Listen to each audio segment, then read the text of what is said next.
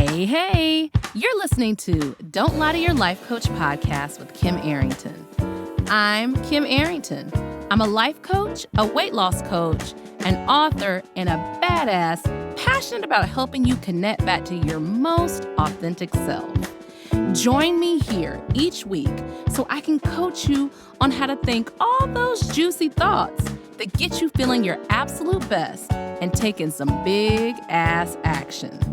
Coaching has changed my life, and it can change your life too. I'm here to give you real life solutions to create a life you'll love. Because the truth is, boo, you ain't just got problems, you got options.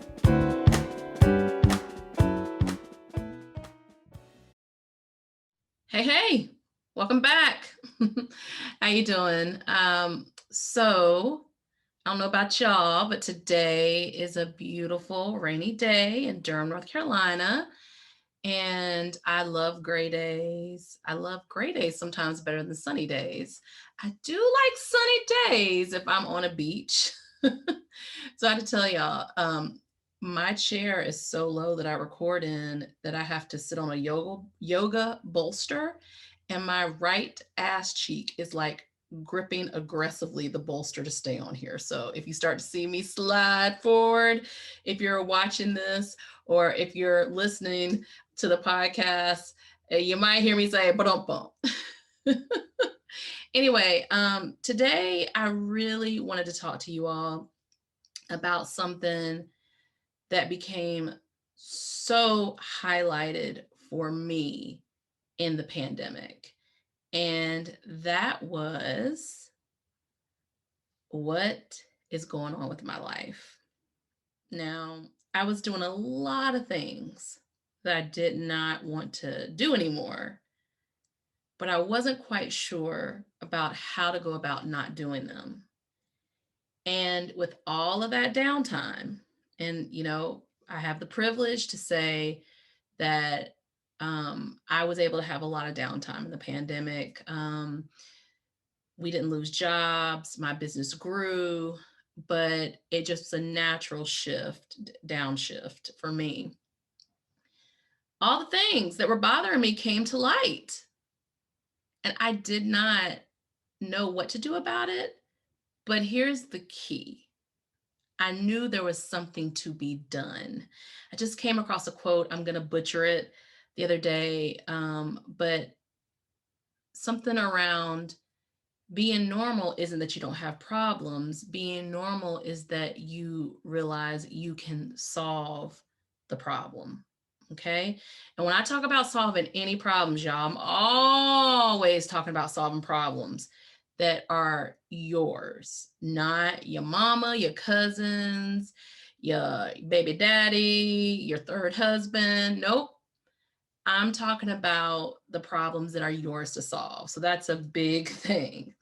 So today we're going to talk through 3 things that I realized during the pandemic that I have fully enacted now that are helping my life, and I know that they can help you too. So let's get started.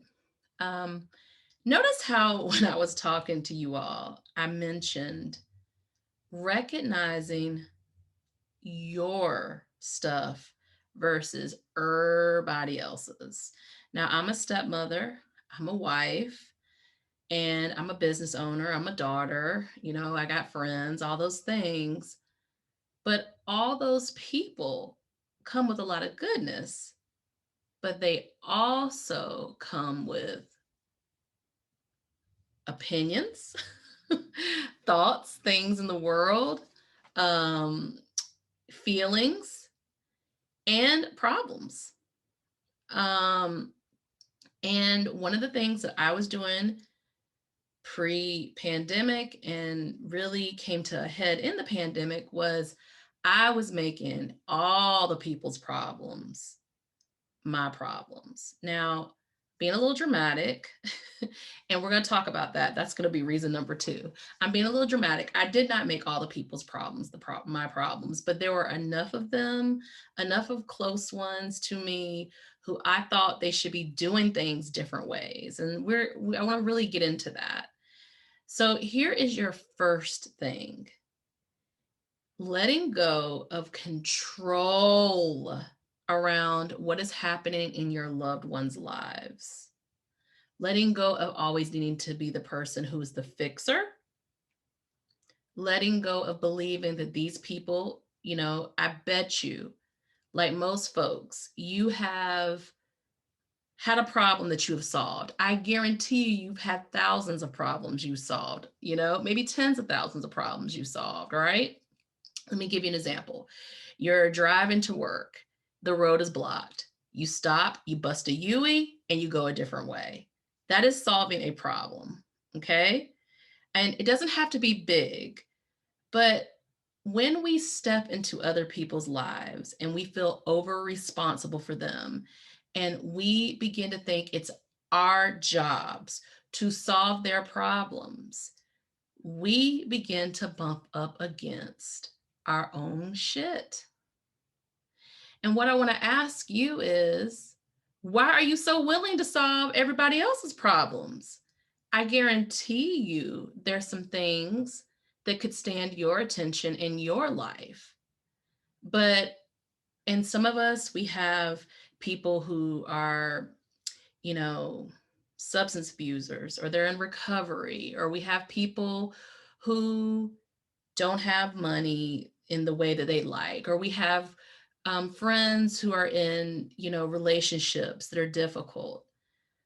But my belief is that when I step back and I can listen, but when I step back, I allow other people's intuitions, spiritual guidance, if you believe in that kind of thing, um, the universe, whatever you call it, to come in and give them an opportunity to solve them. Because if we're not careful, we are enabling people and we're allowing them to, begin to use us as a sounding board, feel better in their problem situation, and then they end up going back to it.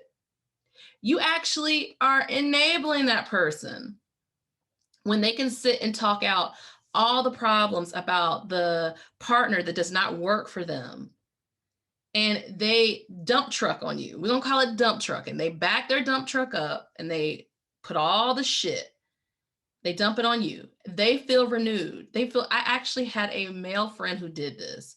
He would call me, he would complain about his wife.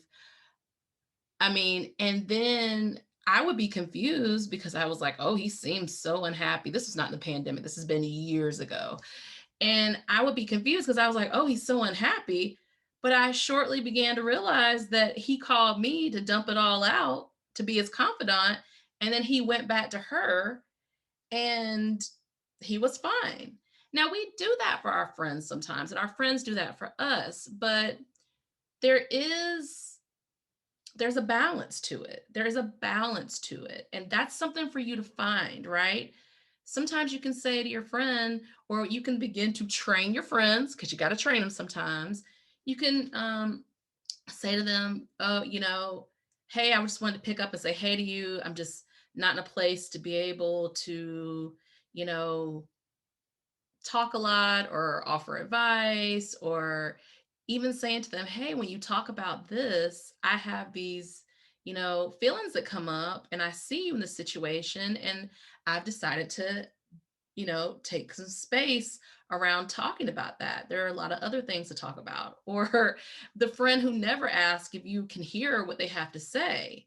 Like, get into the habit of saying, hey, are you able to hear what I need to say? And if they can't, you can't get mad at them. You ask them the question. Well, you can get mad, but you need to learn how to allow people to be where they are. And that comes from you allowing yourself to be where you are.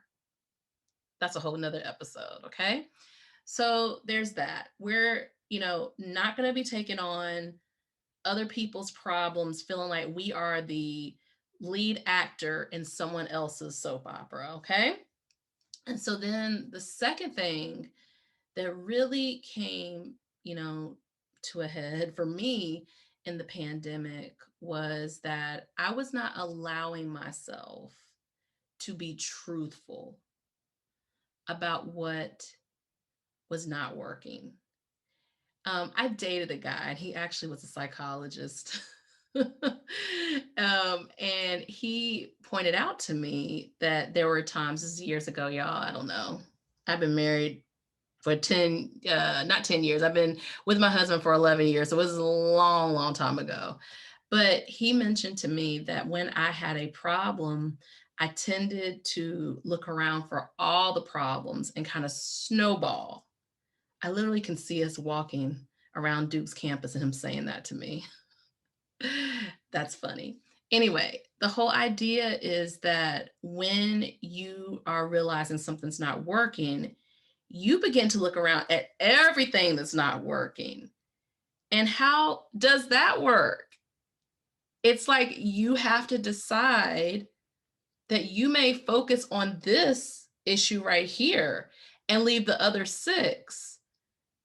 Decide an issue hierarchy. This is the one that's bothering me the most, and I want to handle this. Or I always think about this. When I was paying off the debt to buy my first house, the financial advisor, Miss Angela, said, pay off your smallest debt first, and then go to the next smallest debt, and the next, and the next. So maybe you solve the smallest issue. Maybe that was just a quick 3 decisions or whatever, and then you go to the next. Or you decide you want to go to the biggest thing, because maybe the biggest thing is influencing all the other ones. But deciding that you're going to do one problem at a time, and you're not gonna try to solve everything.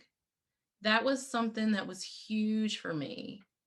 Something that was huge for me to decide to let the snowball sit on and melt, and me to go ahead and just do one thing and know that I respected and trust. You respect and trust yourself enough to get and give yourself enough attention to get to those other issues, right? All right. And then the last one I want to talk about is realizing that you are over dramatizing many of the situations in your life. Now, you will always hear me say there are some categories we do not over dramatize. If we are being physically abused in any way, emotionally abused in any way, that's not what I'm talking about with the over dramatization, okay? I'm talking about when you say statements like, I never do this, I never take care of myself, I never have anyone to talk to, no one ever listens to me, I'm never going to be able to find someone to love. Y'all, let's talk about that. My favorite one. I never take care of myself. I never get enough rest. In your whole entire life, there have been times where you have taken care of yourself. You have. Did you brush your teeth today? Okay, did you brush your teeth last Wednesday? Did you do something to your hair? Did you put on some lotion? Did you eat some food? Did you drink a beverage, some water? Did you know, call someone who loved you? Did you, like, you do things to take care of yourself? You may want to go deeper in that journey. And I want you to really begin to think about that. Like, how do I go deeper, deeper into a journey versus I never do it? Y'all, throw never's ass in the trash. Never ain't never helped nobody. Okay? So going to the no one ever listens to me. Well, you may choose to call people who do not listen to you, and you can correct that by finding at least one person who does. That might be your issue to solve. I'm going to find a real friend who legitimately wants good things for themselves first, and is able to have a full enough cup to want good things for the people in their lives. Not only that, there are support services, counseling, support groups, all of these different things. You can find somebody to listen to you. But if you're saying, I want this particular person to listen to me and to be able to control them by having them behave the way I want them to behave, I can't help you with that. As a matter of fact, put down your snowball and work on that issue first. I want to work on not feeling like I have to control people, that I have to have people have certain reactions. Y'all, if you can get that in your head and heart, that I don't need people to act a certain way for me to be safe, happy, and healthy, your life will dramatically change. But you will have to practice that. You will have to practice that. That could have been reason number 4, by the way. So, that idea of I don't do this ever. When I used to work as a weight loss life coach, I came up with this concept of slapping a butt on it. Okay. Slap a butt. I just slap the butt. You slap your own. Do not slap anyone else's butt lest you get charged. Okay. Slap your own butt. All right. That means when I say something, I always look for an alternative point of view. So, for instance, I have people who said, I've never been able to lose weight, but I'm open to that changing. I'm open to thinking differently about that. I'm open to realizing that might not be true. I'm open to finding the thing that works for me so that I can lose weight. Okay. So slapping a butt on it, like when you are making the drama bigger than it needs to be, what you're really doing is trying to find a way to keep yourself captive. That is hopelessness. That is you deciding that your circumstances dictate your happiness instead of you knowing that your happiness is a choice. It's a reason why the podcast is called what it's called, because what we're going to do is learn to program our subconscious minds, right? When I say program your subconscious, I mean bringing your subconscious thoughts to your consciousness so then you can decide if you want to keep them or if you want to kick their asses in the trash. Okay? That's part of what we're going to do. But what I have to say to you all is listen, I am a life coach, and any life coach you meet is doing the same exact thing you are. It's the reason why we know what's going on in your life because ding, ding, ding, ding, ding, we have been there. We get it. We know because we are doing that work all the time. The pandemic and even pre pandemic gave me a series of relationships where I realized, as evolved as I think I am, and I am, but I realized that there were places I was still trying to control people and their behaviors. There were places I was still looking for approval. And there were places I was still suffering from not feeling good enough and being over responsible. And let me tell y'all, if you want to change, you will have to practice those things. You will have to practice that change. That change will not automatically happen. It will not. So here's the real question you want to ask yourself. Am I willing to stick in there like I would my kid or my best friend? Am I willing to stick in there with myself until I get the life that resembles me, that seems like it fits with me? Maybe it ain't the shit the other people are doing. Maybe it's me. Maybe it's me deciding that I can't have a friend who respects me and respects themselves. Watch how people treat themselves. Or I'm not allowed to begin a new pattern of health or eating that supports me and helps me, to wake up and feel my best. You will have to practice stuff. Your brain will throw up all the reasons why the shit will not work, and you will have to decide, I am. I tell this to my clients all the time. You make your brain your bitch. You don't become your brain's bitch.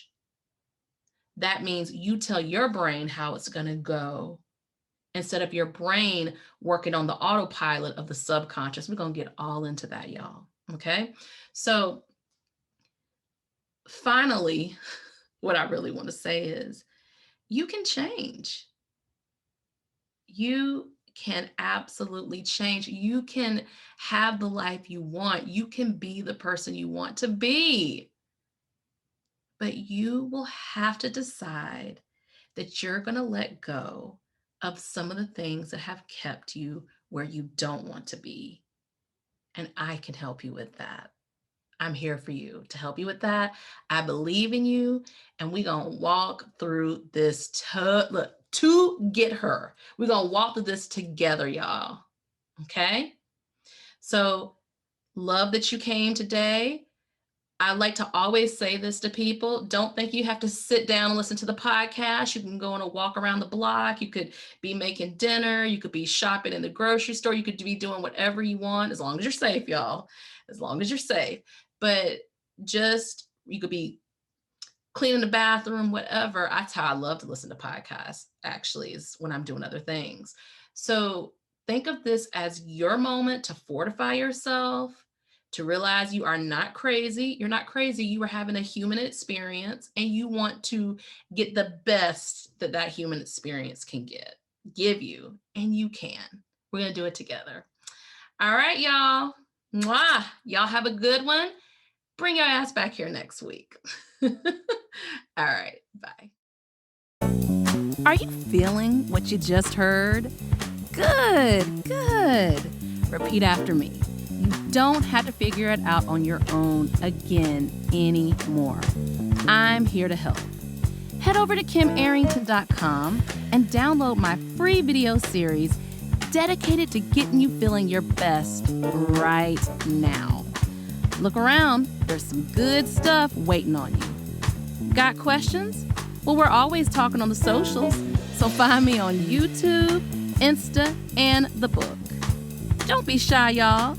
Go listen to another episode or join me here the same time next week. Finally, don't keep good shit to yourself.